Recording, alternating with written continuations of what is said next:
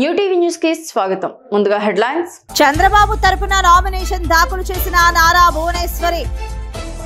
Jagan CM అయిన తరువాత ఒక్క పరిశ్రమను తీసుకురాలేదు. షర్మిల వ్యాఖ్యలు. మీకు రాయి తగిలినందుకు మండితే నీ పాలనలో ప్రజలకు ఎంత మండిందో. ఇక డీటెయిల్స్ చూస్తే టీడీపీ అధినేత చంద్రబాబు ఈరోజు నామినేషన్ దాఖలు చేయనున్నారు. ఎప్పటి మాదిరిగానే ఈసారి కూడా చంద్రబాబు స్వయంగా నామినేషన్ వేయడం లేదు. చంద్రబాబు తరపున ఆయన అర్ధాంగి నారా భువనేశ్వరి నామినేషన్ దాఖలు చేయనున్నారు. ఈ మధ్యాహ్నం 1:27 కుప్పంలో రిటర్నింగ్ అధికారులకు భువనేశ్వరి నామినేషన్ పత్రాలను అందించారు.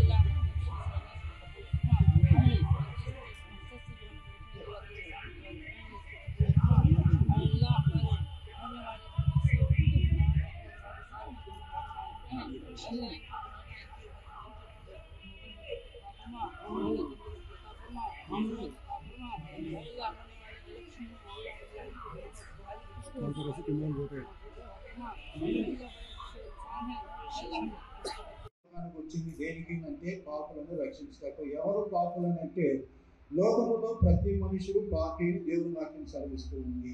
అంటే మనం లోకములో పుట్టిందే పాపంలో పుడుతూ ఉంటున్నాము, తర్వాత ఈ లోకం తప్పు చేస్తూ ఉంటున్నాం కదా. కాబట్టి ఈ దానికి పరిష్కారం ఎట్లా, ఎవరు ప్రాయశ్చిత్తం కలిగి చేస్తారు? లేదు మనం పాపంలోనే చనిపోతే ఏమవుతాము అని దేవుని వాక్యంలో చూస్తే పాపం వల్ల వచ్చే జీవితము మరణము ఉంది. మరణించిన తర్వాత ఎక్కడికి పోతామంటే పాపంలోనే మనం మరణించినామంటే నరకానికి వెళ్ళాలి. నరకంలో ఏముంటుందంటే అగ్ని ఆరదు, పురుగు చావదు. అక్కడ నుంచి తప్పించడానికి 6 నెలల్లో హంద్రీనీవా పనులు పూర్తి చేస్తానని ఉరవకొండలోని జలదీక్ష పేరుతో జగన్ ధర్నా చేశారని, 5 ఏళ్లు గడిచిన వాగ్దానం గుర్తుకు రాలేదా అని నిలదీశారు. సింగనమల నియోజకవర్గంలో ఉద్యాన పంటలకు పెద్దపీట వేస్తామని రైతుల్ని నిండా ముంచాడన్నారు. వైఎస్ఆర్ హయాంలో మడకసిర ప్రాంతంలో పరిశ్రమల ఏర్పాటుకు భూములు సేకరించారు. జగన్ సీఎం అయిన తర్వాత ఒక్క పరిశ్రమను కూడా తీసుకురాలేదన్నారు షర్మిల.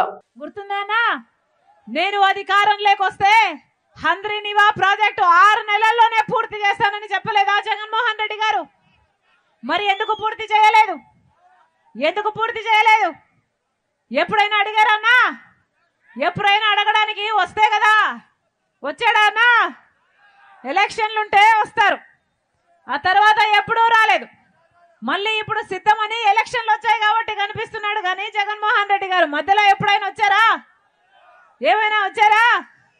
వీళ్ళ అన్న రాజశేఖర రెడ్డి గారి ఆశయాలను నిలబెట్టేది కనీసం రాజశేఖర రెడ్డి గారు చేపట్టిన ప్రాజెక్టు హంద్రీనీవా ప్రాజెక్టు 90% పనులు కన్న తండ్రి రాజశేఖర రెడ్డి గారు పూర్తి చేస్తే కన్న కొడుకయ్యుండి 10% పనులు కూడా జగన్మోహన్ రెడ్డి గారు పూర్తి చేయలేకపోయారు అంటే వీళ్ళ రాజశేఖర రెడ్డి గారి ఆశయాలను నిలబెట్టేది.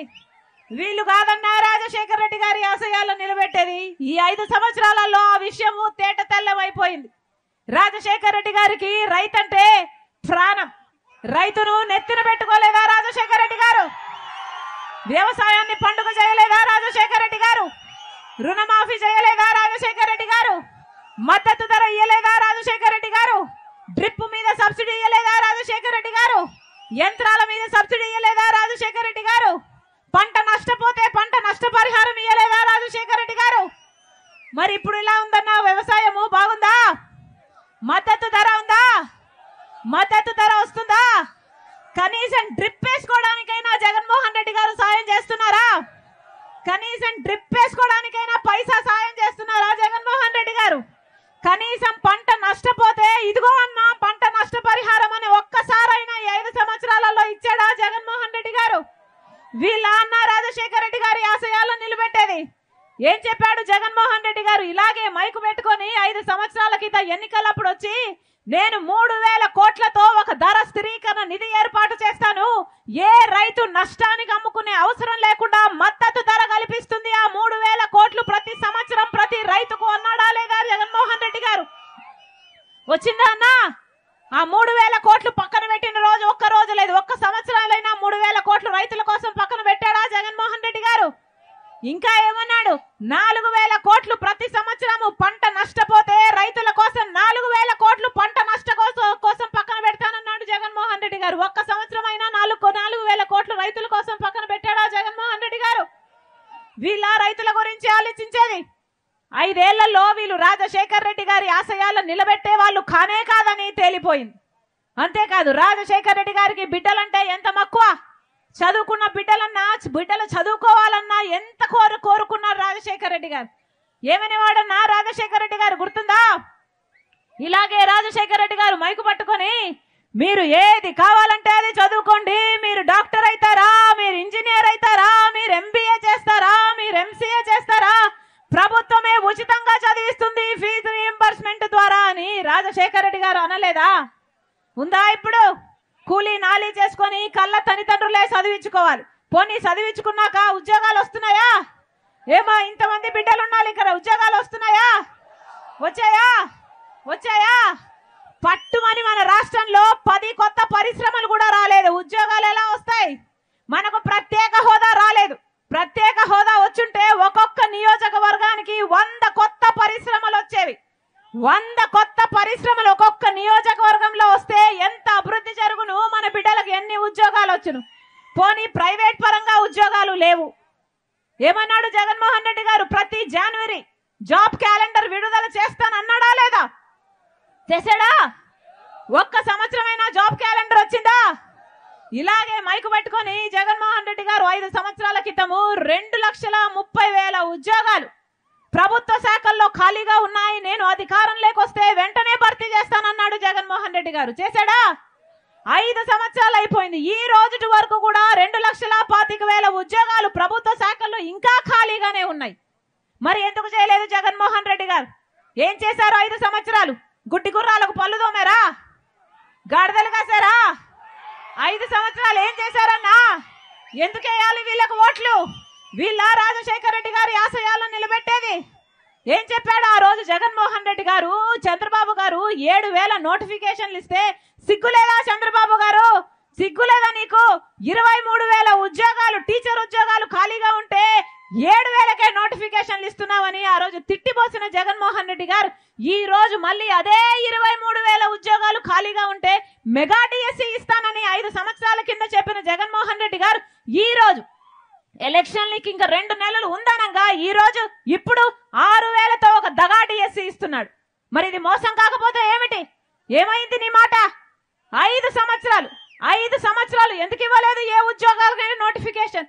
ఇప్పుడు ఎలక్షన్లు 2 నెలలు ఉంది అనగా ఇప్పుడు నోటిఫికేషన్లు ఇస్తే ఆ పరీక్షలు జరిగేటప్పుడు ఆ బిడ్డలకు ఉద్యోగాలు వచ్చేటప్పుడు ఇదేమైనా అయ్యేదా చచ్చేదా? తన కొడుకు తొలిసారి ఎన్నికల్లో పోటీ చేస్తూ ఉంటే ముసలి చంద్రబాబు అసత్య ప్రచారం చేస్తున్నారని, గంజాయి అమ్ముతున్నారంటూ నిందలు వేస్తున్నారని మండిపడ్డారు పేర్ని నాని. తనకు బూతులు మాట్లాడినందుకే మంత్రి పదవి వచ్చిందని కూడా బాబు అబద్ధాలు చెప్తున్నారని, తాను బూతులు మాట్లాడినట్టు నిరూపించాలని సవాల్ విసిరారు. మచిలీపట్నంలో చంద్రబాబు ప్రతి మాట అబద్ధమేనన్నారు నాని. అసత్యాల్ని బొంకుతూ దూషణ పర్వాన్ని కొనసాగిస్తూ వారు ఓట్లు అడిగినటువంటి తీరు చూస్తే వీళ్ళ ఈ రాష్ట్రానికి ప్రజలు నమ్మి అధికారం ఇస్తే మేలు చేసేటువంటి ఆలోచన లేనటువంటి వ్యక్తులు వీరు వచ్చి బందర్లో ఓట్లు అడుగుతున్నారు. చంద్రబాబు నాయుడు గారు పచ్చి నోరు తెరిస్తే మొత్తం అంతా కూడా అన్ని బొంకు మాటలు. ఆయన మాట్లాడినటువంటి ప్రతి మాట అసత్యంతో కూడుకున్నదే, ప్రతి మాట కూడా బొంకు మాటలు మాట్లాడారు ఆయన. నిన్న ఆయన బందరు వచ్చినటువంటి ఈ బొంకు మాటల నాయుడు గారు ఆయన మాట్లాడతాడు. ఏమని మాట్లాడతాడు? దళితులకు శిరోమండనం కేసులో శిక్ష పడ్డ తోట త్రిమూర్తులకు సీట్ ఎందుకు ఇచ్చావు జగన్?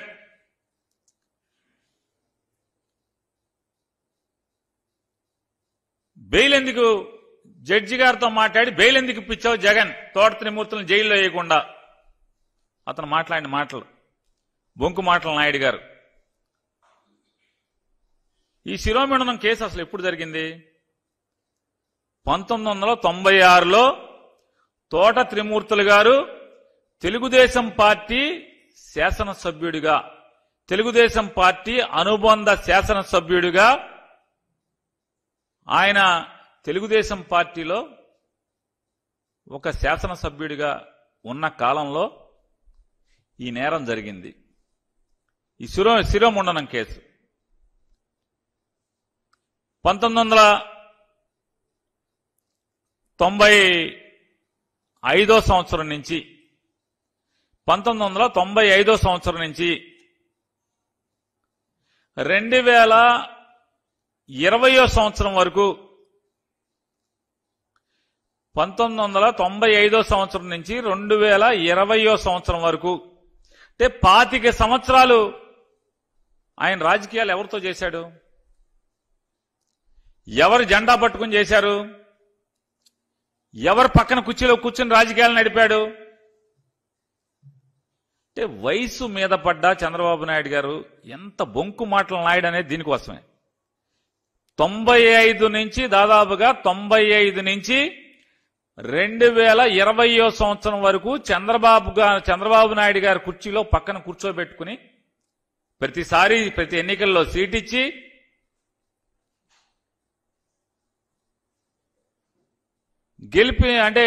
గెలిపించుకుని తనతో పాటు తిప్పుకుని రాజకీయాలు నడిపి ఇవాళ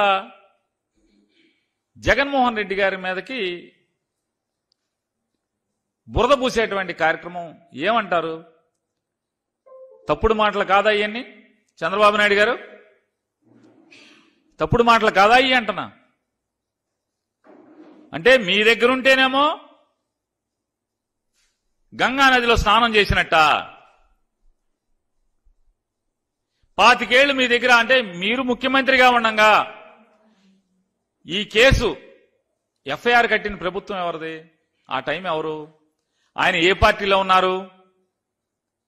మీరేమన్నా పోనీ ఆయనకి టికెట్ లేకుండా ఆపారా? 96లో జరిగింది కదా, 99లో ఏమైనా టికెట్ ఆపారా? పోనీ ఎప్పుడన్నా ఆపారా? 2014లో టికెట్ ఆపారా? అప్పటికి ఆయన ఆ కేసులో ముద్దాయిగా ఉన్నారు కదా తోట త్రిమూర్తులు గారు.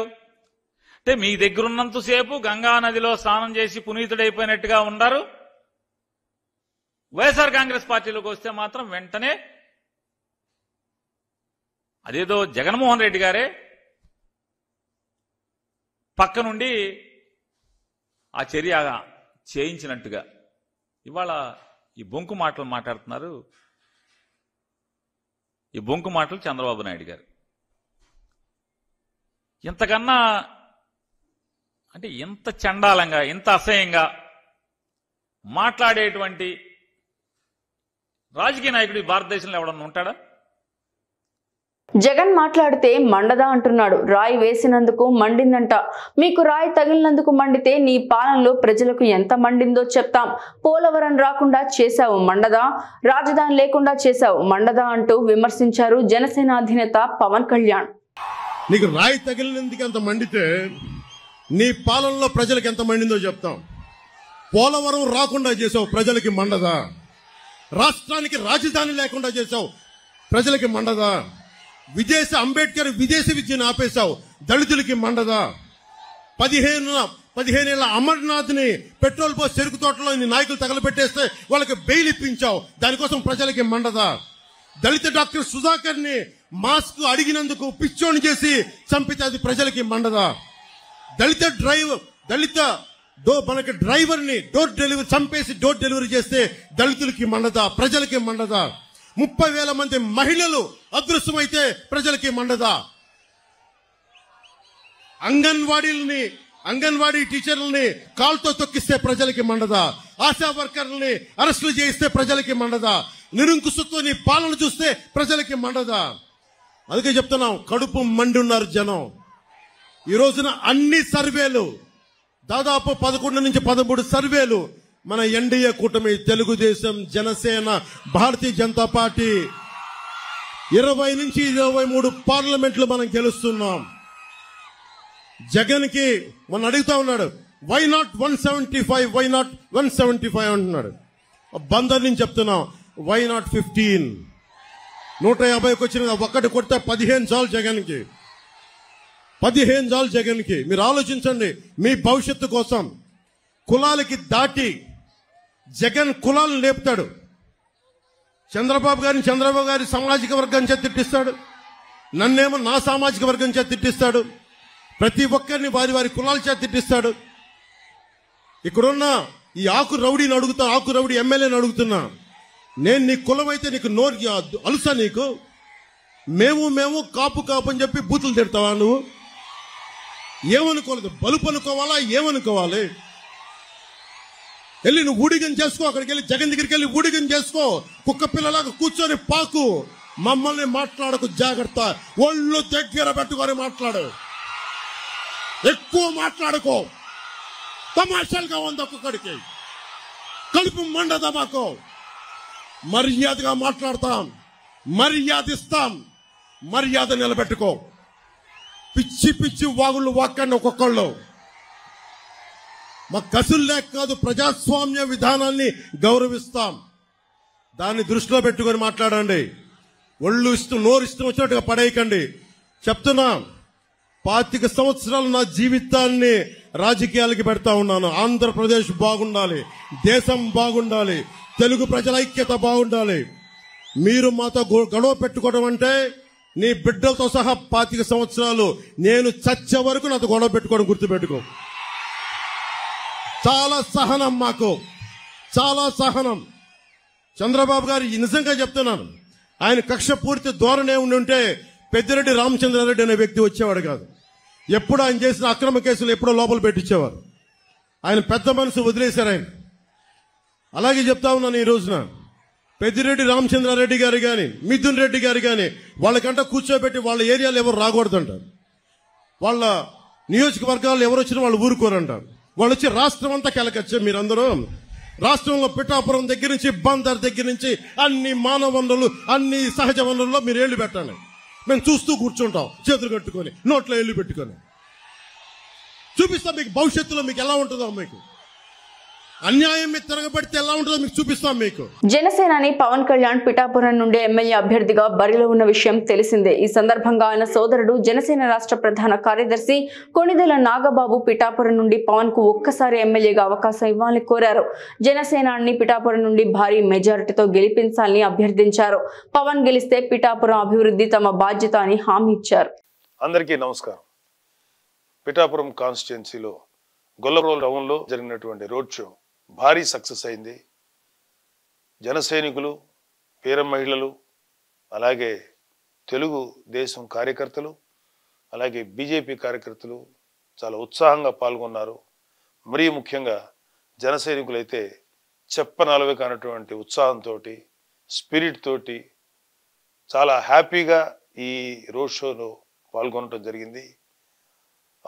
కూటమిలో భాగస్వాములైనటువంటి తెలుగుదేశం నాయకులు వర్మ గారు, బీజేపీ నాయకులు కృష్ణరాజు గారు కూడా మాతో కలిసి ఈ రోడ్ షో చేశారు.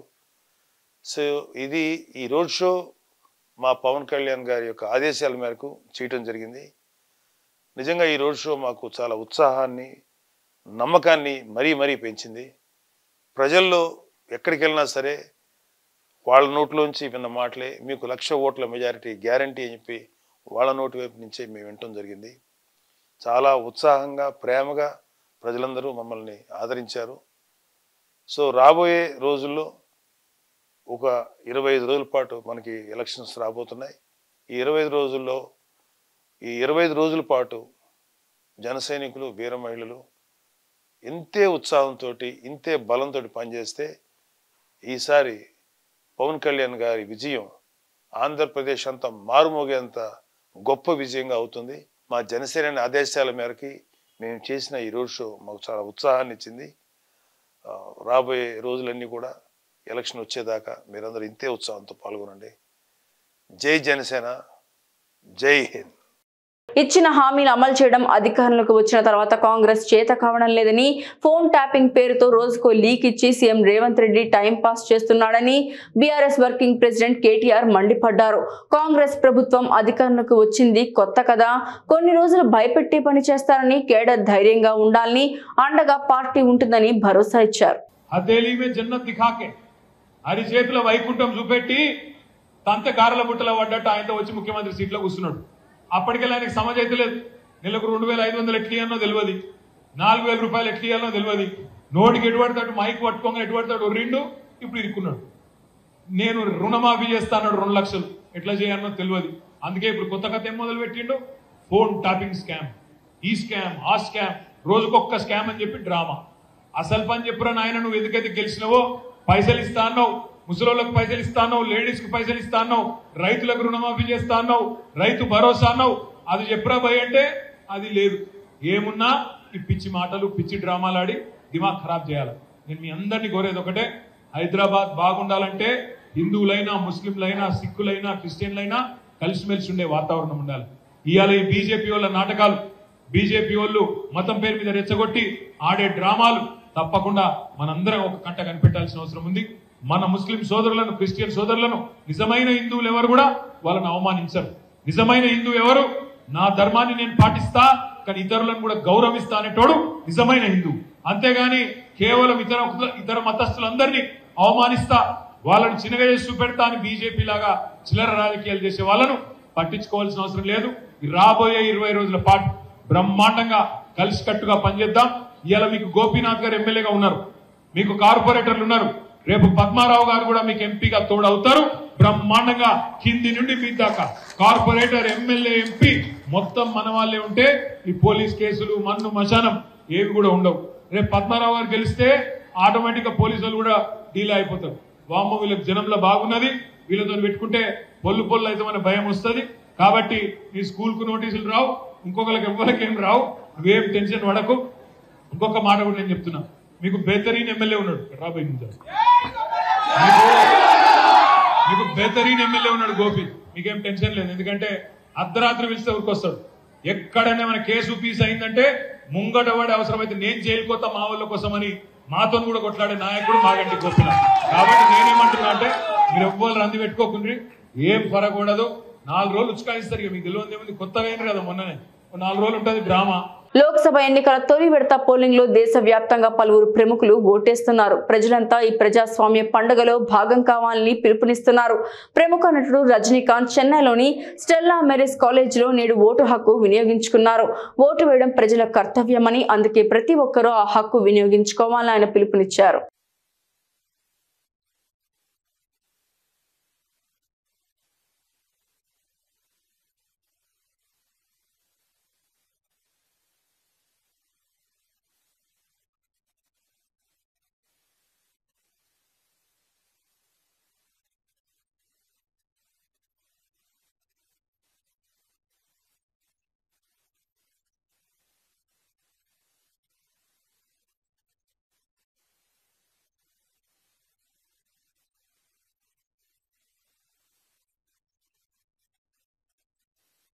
జగన్ పై హత్యాయత్నం అనేది జగన్మోహన్ రెడ్డి ఆడిన జగన్ నాటకం. ఇదో పెద్ద డ్రామా అని తెలుగుదేశం పార్టీ పోలిట్ బ్యూరో సభ్యులు వర్ల రామయ్య మండిపడ్డారు. పోలీస్ కమిషనర్ సాక్షి పత్రిక ఒకటేనా అని అనుమానం కలుగుతోందని విమర్శించారు. పోలీసుల దర్యాప్తు అంతా సాక్షి పత్రికలోనే వస్తోందని ఆరోపించారు. బోండా ఉమ గెలుస్తున్నారు, వెల్లంపల్లి పలాయనం చిత్తగిస్తున్నారని తెలుసుకొని ఈ డ్రామాకు తెరలేపారన్నారు. గులకరాయితో రాష్ట్ర ముఖ్యమంత్రిపై హత్యాయత్నం. ఈ కథ సీరియల్గా నడుస్తూనే ఉంది గత వారం రోజులుగా. 13వ తారీఖు రాత్రి జరిగింది.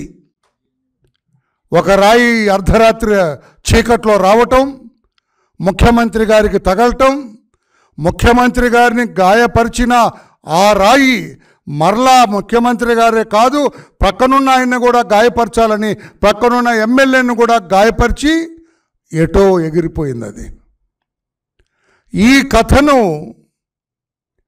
మన విజయవాడ పోలీస్ కమిషనర్ గారి నేతృత్వంలో చాలా జాగ్రత్తగా తీసుకొచ్చి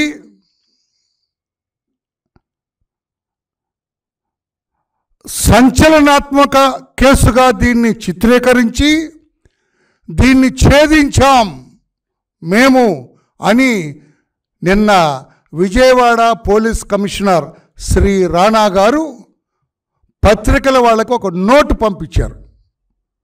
సంచలనాత్మకమైన కేసును మేము ఛేదించామని. నేను అడుగుతున్నాను, శ్రీ కమిషనర్ గారు, సంచలనాత్మకమైన కేసును ఛేదించినప్పుడు మీరు ప్రెస్ మీట్ ఎందుకు పెట్టలేదు? చిన్న చిన్న టుమ్రీ కేసులకే మీరు ప్రెస్ మీట్ పెడతారు. జేబు దొంగను అరెస్ట్ చేస్తేనే ప్రెస్ మీట్ పెడతారు. చిల్లర దొంగను అరెస్ట్ చేస్తేనే ప్రెస్ మీట్ పెడతారు. అటువంటి సంచలనాత్మకమైన కేసు, ఒక ముఖ్యమంత్రిని, అందులో ఘనత వహించిన ముఖ్యమంత్రిని, భారతదేశంలోనే అత్యంత ధనవంతుడైన ముఖ్యమంత్రిని, ధనవంతుడంటే నవ్వుతున్నాడు తమ్ముడు, భారతదేశంలోనే అత్యంత ధనవంతుడైన ముఖ్యమంత్రిని ఒక రాయితోటి హత్య చేయటానికి ఒక ఆగంతకుడు ప్రయత్నిస్తే అది నిజమైతే నిజంగానే సంచలనాత్మకం. మరి అటువంటి సంచలనాత్మకమైన కేసును మీరు ఛేదించినప్పుడు మీ శక్తి, యుక్తి, మీ నైపుణ్యత, మీ చాకచక్యం అన్నీ క్రోడీకరించి దాన్ని ఛేదించినప్పుడు ప్రెస్ మీట్ ఎందుకు పెట్టలేదు? ఈ ముద్దాయిని ప్రెస్ వారి ముందు ఎందుకు నిలబెట్టలేదు? అంటే ప్రెస్ వాళ్ళని ఫేస్ చేసే ధైర్యం లేక, దర్యాప్తు అధికారికి ప్రెస్ని ఫేస్ చేసే ధైర్యం లేక దొంగచాటుగా ఒక నోటు పంపించారు. ఆ నోటు పంపించడంలోనే మీ దర్యాప్తు డొల్లతనం బయటపడింది. యువర్ ఇన్వెస్టిగేషన్ ఈజ్ పర్ఫెక్టరీ అంటున్నాను నేను, తప్పులు తడక అని నేను అంటాను. నేను సమాధానం చెప్పగలరా? రాయన్నారు, ఇనప తీగ అన్నారు కొంతమంది, లేదు దండలో ఉన్న వెదురుబద్ద అన్నారు. ఏదేమైనా కావచ్చు, రాయి అయితే ఆ రాయిని నిన్న ప్రెస్ వాళ్ళకి ఎందుకు చూపించలేదు? అసలు did you seize that stone? వార్తలు ముగించే ముందు హెడ్లైన్స్ మరోసారి. చంద్రబాబు తరపున నామినేషన్ దాఖలు చేసిన నారా భువనేశ్వరి. జగన్ సీఎం అయిన తరువాత ఒక్క పరిశ్రమను తీసుకురాలేదు. షర్మిల వ్యాఖ్యలు. మీకు రాయి తగిలినందుకు మండితే నీ పాలనలో ప్రజలకు ఎంత మండిందో. న్యూ టీవీ న్యూస్ ఇంతటితో సమాప్తం. తిరిగి రేపటి బులెటిన్లో మళ్ళీ కలుసుకుందాం. అంతవరకు సెలవు, నమస్కారం.